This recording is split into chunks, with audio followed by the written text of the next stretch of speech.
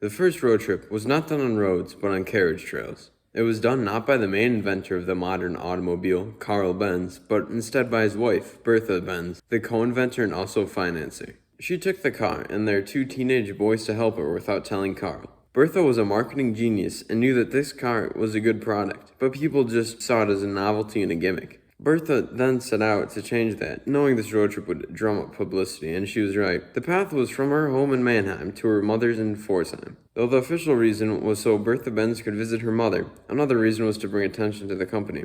Before this trip, the car would only do small test trips with many mechanics, so going on a 132-mile road trip put it through the ringer and caused some things to break. Bertha fixed these problems when they came up, one being that the brakes that were wooden were failing, so she invented brake liner and had a leatherwork or sew leather on the brake pads. She also had to manage the evaporation cooling system, and it had to keep being refilled with water.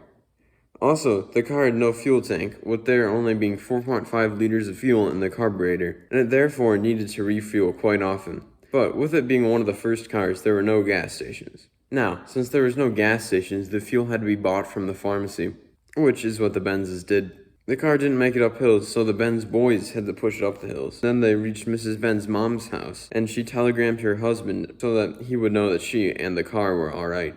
She stayed there a few days and then started the return journey. On the way back, people had heard the news about the horseless carriage, and they watched it go by with its 2.5 horsepower engine, weaker than many horses. When they arrived back home, the car was a sensation, and the Benz company had its marketing woes figured out.